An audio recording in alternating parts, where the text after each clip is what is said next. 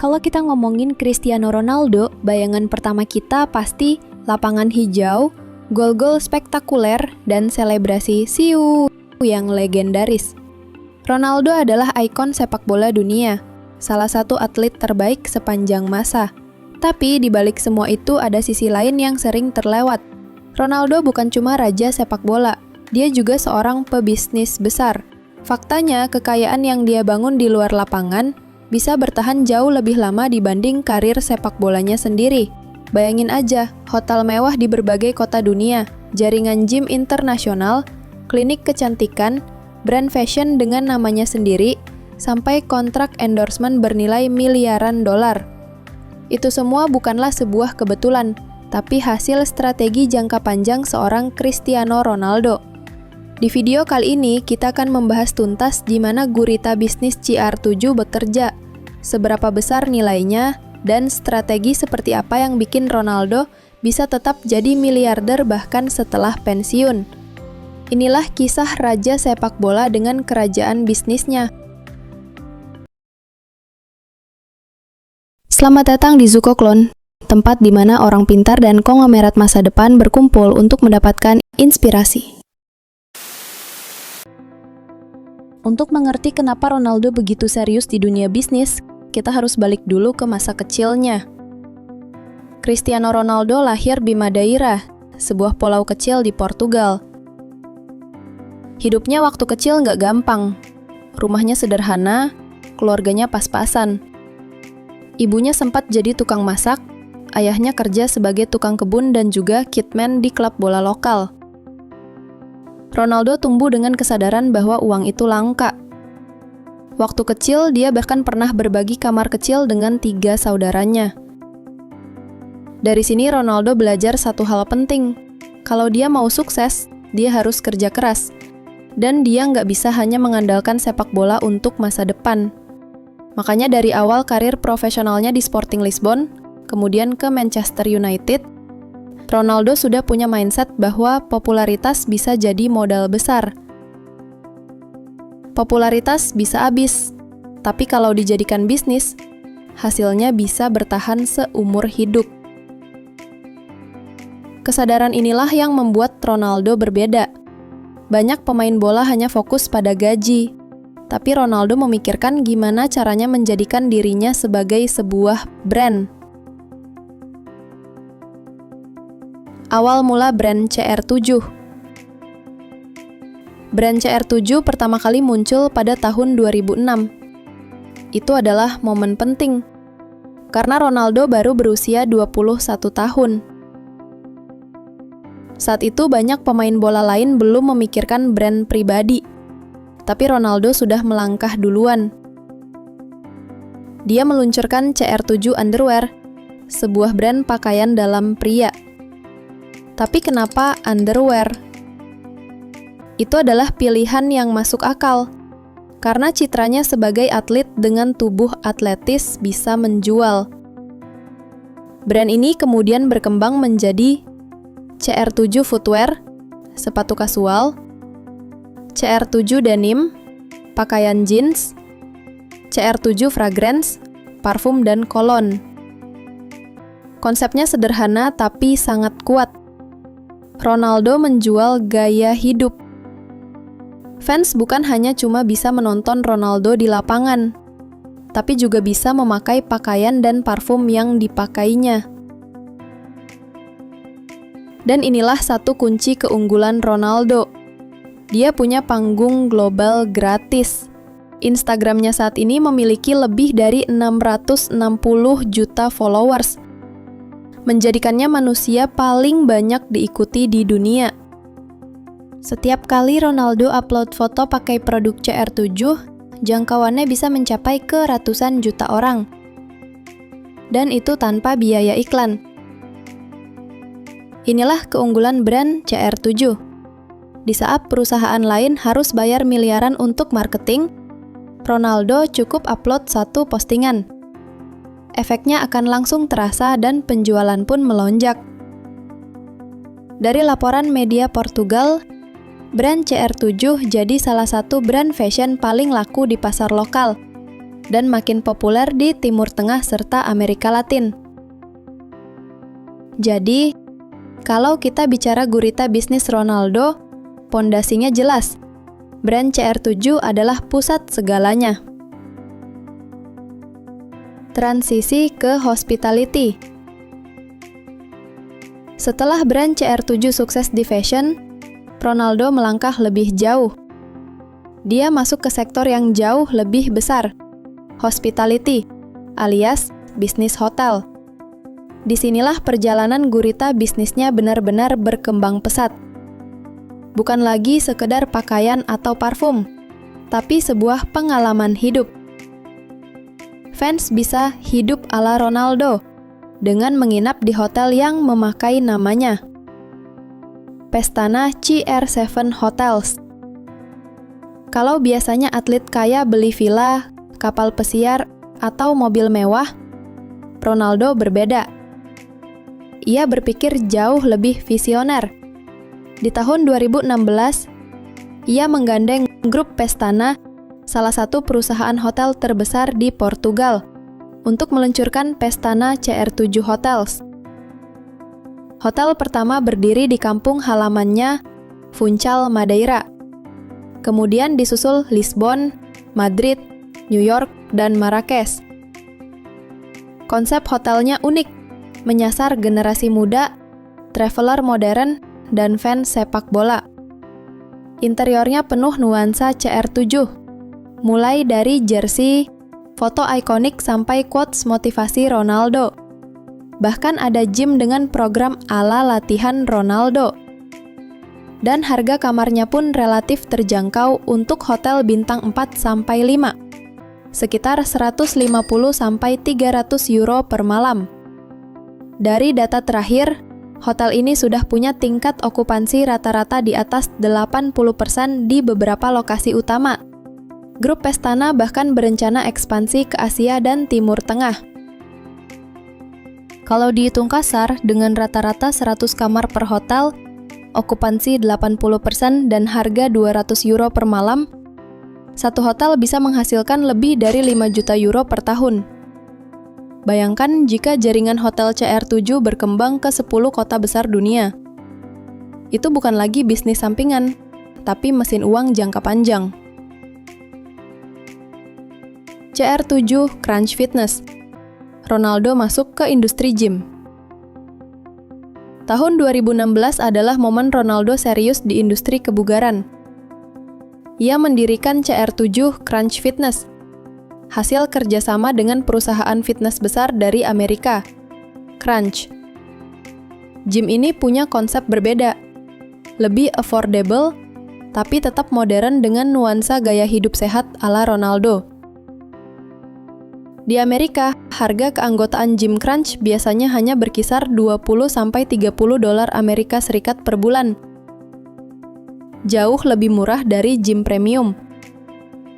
Strategi ini cocok untuk Ronaldo yang menyasar pasar massal yang besar, bukan hanya menargetkan kalangan elit.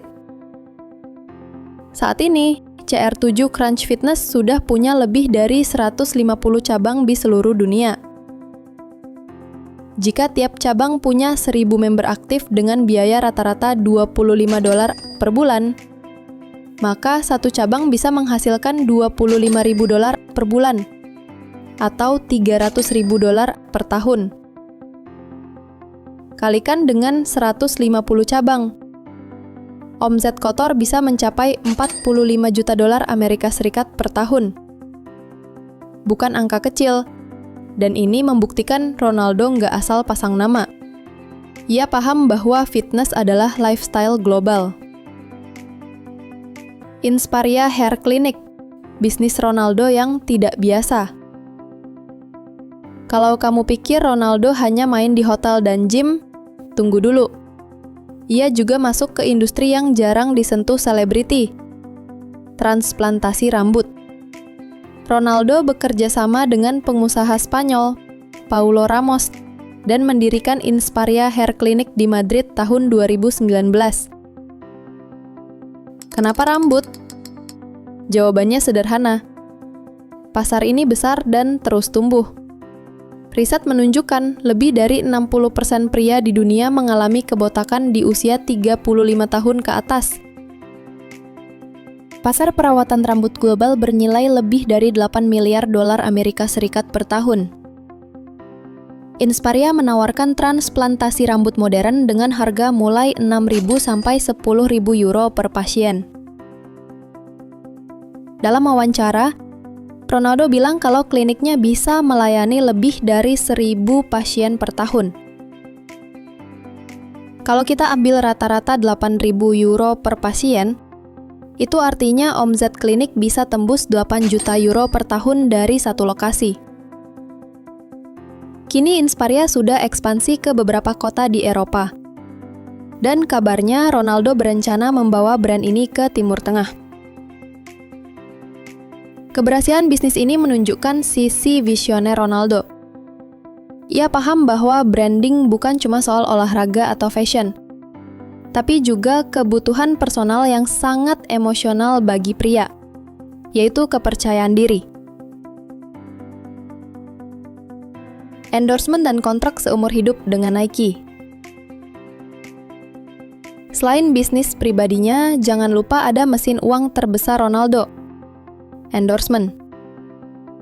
Sejak lama, Ronaldo adalah brand ambassador untuk Nike. Dan pada tahun 2016, ia menandatangani kontrak seumur hidup senilai lebih dari 1 miliar dolar Amerika Serikat. Hanya Michael Jordan dan LeBron James yang punya kontrak serupa. Setiap kali Ronaldo tampil dengan sepatu baru dan memposting foto di Instagram dengan followersnya yang 600 juta lebih, efeknya langsung terasa ke penjualan.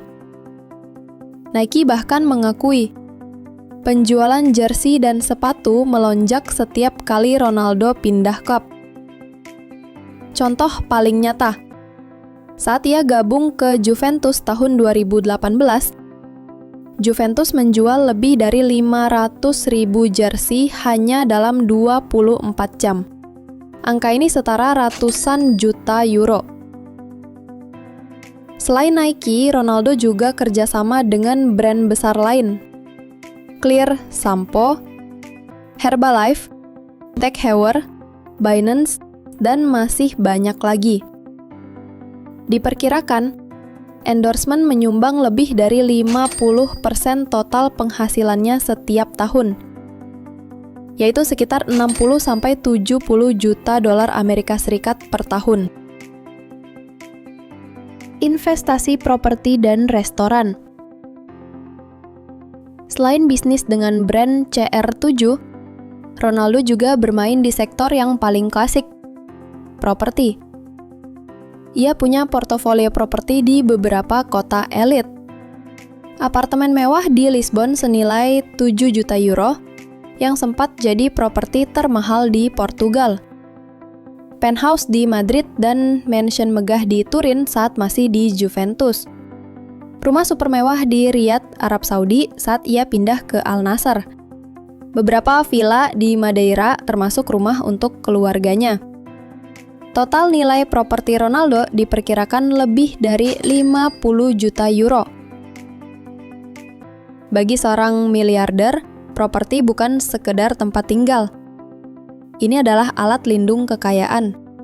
Harga bisa naik, bisa disewakan, dan bisa diwariskan. Selain itu, Ronaldo juga pernah berinvestasi di restoran bersama beberapa rekan atlet.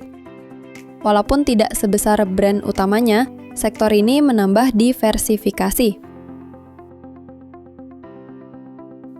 Strategi branding Ronaldo, disiplin, perfeksionis, dan konsistensi.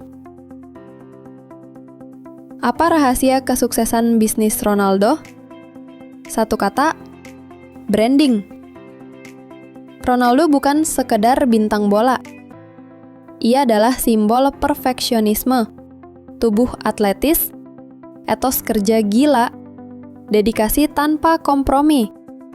Semua itu ia jadikan modal untuk menciptakan brand CR7. Di Instagram, dengan lebih dari 660 juta followers, Ronaldo adalah individu paling diikuti di dunia. Setiap posting bisa menjangkau lebih banyak orang dibanding iklan Super Bowl. Inilah kenapa brand rela membayar puluhan juta dolar hanya untuk satu kampanye dengan Ronaldo. Ia juga menjaga konsistensi citra, tidak pernah terlihat mabuk, jarang kontroversi serius, selalu tampil sebagai figur keluarga dan role model. Citra inilah yang membuatnya berbeda dari banyak atlet lain. Brand ingin diasosiasikan dengan disiplin, kerja keras, dan kesuksesan. Dan semua itu ada di Ronaldo. Warisan terbesar Ronaldo. Kalau kita tarik benang merah, Ronaldo bukan hanya soal gol dan trofi. Ia adalah cerita tentang seorang anak miskin dari Madeira yang mengubah nasibnya dengan kerja keras luar biasa. Gurita bisnisnya bukan sekedar soal uang. Itu adalah simbol dari visi jangka panjang, bahwa seorang atlet bisa membangun kerajaan bisnis, bisa jadi inspirasi, bisa meninggalkan jejak jauh setelah karier di lapangan selesai. Dan pada akhirnya, warisan terbesar Ronaldo bukan hanya hotel, gym, atau kontrak miliaran dolar. Warisan terbesarnya adalah mindset. Bahwa kesuksesan itu tidak datang dari bakat saja, tapi dari dedikasi, disiplin, dan keberanian bermimpi besar. Ronaldo pernah berkata, "Talent without working hard is nothing." Bakat tanpa kerja keras itu percuma. Dan lewat gurita bisnisnya, ia membuktikan bahwa kerja keras bisa menciptakan sesuatu yang jauh lebih besar dari sekadar sepak bola. Sebuah kerajaan global bernama CR7.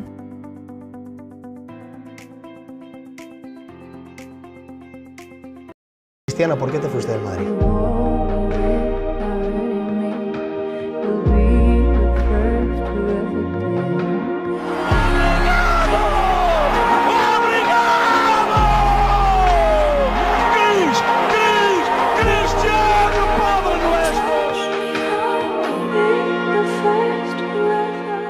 Sampai ketemu di video berikutnya. Jika konten ini bermanfaat atau menginspirasi kamu, tekan like dan bagikan ke temanmu. Dan klik subscribe kalau belum. Biar kamu nggak cuma menjadi penonton, tapi juga menjadi bagian dari perjalanan Zukoklon. Terima kasih sudah menonton. Like dan subscribe untuk bisa terus menonton konten-konten seperti ini ke depannya.